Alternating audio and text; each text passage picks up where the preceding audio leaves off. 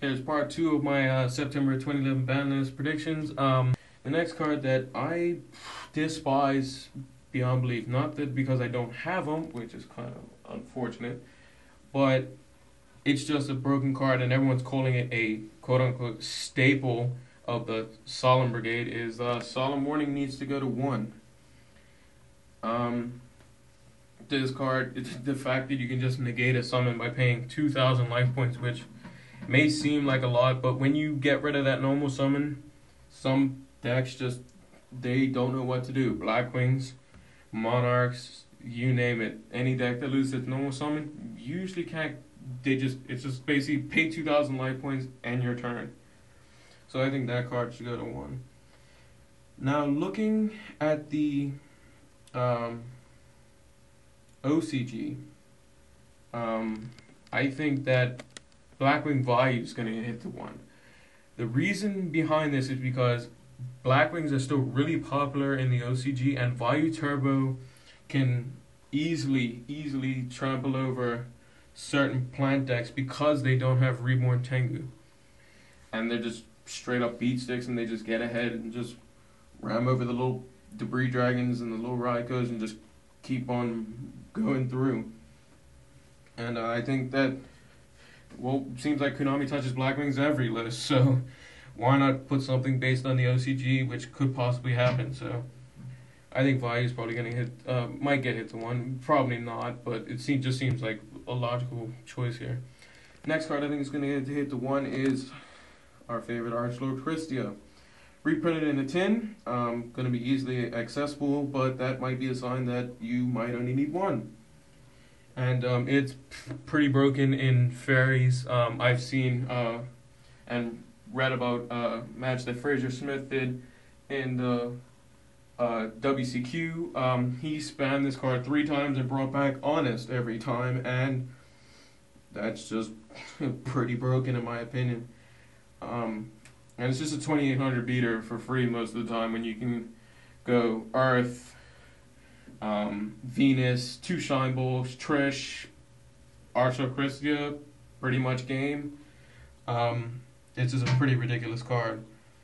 And yeah, I think that should go to 1. Next card that I'm pretty skeptical about, but based on Gold Series 4, I'm making this assumption, is Blackluster Soldier Envoy. The beginning coming back to 1, yay, Chaos. This card was amazing back in the day, but if priority does go, it won't be as good. You could just bottomless it before it does its damage, just like Chaos Sorcerer, and it'll just be a good card. It'll be pretty balanced, unless if it gets its effect off, then it could just trample your face in. But people will start playing bottomless, especially when Warning goes to 1, hopefully. And I would actually like to see this card come back, just see how people utilize it and how Chaos decks utilize it as well. Now the next card that I think should come at limited, Konami, you need to listen to us. Nobody likes True Nate, everyone likes Heavy Storm. The reason I want to bring Heavy Storm back is threefold. 1, it's not an OTK card.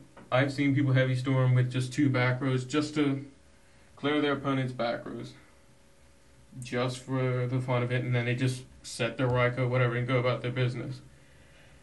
Second reason, people won't set 5 back row like idiots.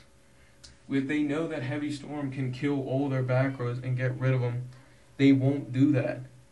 And 3, there's a card to negate this. It's Starlight Road. And with Dark Hole and Heavy Storm, which I want it to be in the format at the same time, so that people don't overextend, Starlight Road will be pretty broken. So you have to, both players, the people who overextend and the people who try to capitalize on the overextend, and your opponent has Starlight Road, it'll just be game changing. So basically you have to be very careful when using this card anyway. It'd be more of a skilled game and knowing what your opponent's trying to set up in the game, rather than just, oh, I set 5 back row, I can use traps all day long and just beat your face in with Tengu. That's just not a fun format. Another card that I think should come back is Premature Burial. Now when this card gets bounced back to your hand, you can reuse it again. because the monster does not die when it goes back to your hand. However, it only is in your graveyard. You pay 800 life points, and if it's like Kolohan, if it's ever destroyed equipped to the monster gets destroyed as well. But I got rid of Brionic and Trunade, the cards that bounce back stuff, and it'd just be a more balanced card. I mean, it'd be better than Monster. It'll be a little bit less than Monster Reborn, but it'll still be a good revival card rather than Call of the Hunter, which you have to set up. And you still have to pay 800 life points. With everyone paying for Solemn Warning and Judgment and 7 Tools and stuff like that, it'll just be a good card. The last card for Limited is Black Rose Dragon. This card, I don't know if you guys know, but most of the cards that usually can nuke multiple cards are at 1 or banned. And for some reason, Konami thought, you know what, we'll put it back up to 3. It's not like Plants will abuse it. Well, they do, and some other decks do as well. I've seen Nordic spam this card. I've seen that Genix Birdman Tengu Spy deck, basically. And they can spam it by bringing, and then you have a clear field, and then their third Tengu comes out. So it's pretty ridiculous. So, and it's just way too good with Avarice. Like, you just blow up the field, and that's one extra monster in the graveyard to recycle back with it. So, that needs to go to 1. Semi-limited. Delore needs to go to 2, because once all the attributed elements heroes come out, he is comboed with Symbols of Heritage to keep looping, Trishuli your opponent 5 times, and then burn you with Arcanite Magician.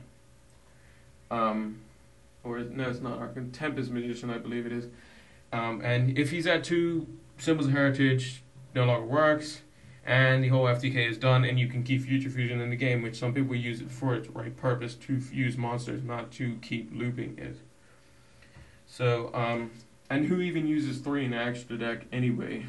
Unless you're playing an Ice Barrier deck, which I don't know why you use 3 anyway. But still, it's just an OTK card, really. Next card I think you should go to 2.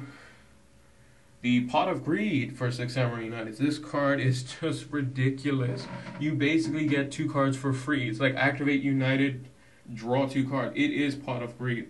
And you also get beaters in the process because you summon them out and whatnot. And usually just Kageki, Kagemusha, draw 2, gate, all that dumb stuff. Dojo and all that crap.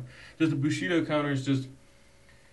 It's just a huge resource. It almost reminds me of when Whirlwind was at 3 for Black Wings. It's just a really good card. Gateway might even get banned. I don't even know. But I think the consistency of the deck needs to get slowed down. So that's why I think United should go to 2. Next card to go to 2 is Chaos Sorcerer. Only reasoning is if Black Luster Soldier Envoy at the beginning comes back, you do not want 4 of this guy, and one of them who is overpowered.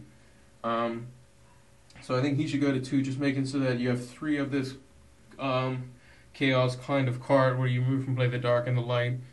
I don't even think people will run 3 anyway with BLS back, so I think you gotta go to 2 just if Black Luster Soldier comes back. Next card to 2, Gravekeepers Spy. This card, it can bring out itself, and that means rank 4 exceeds all day.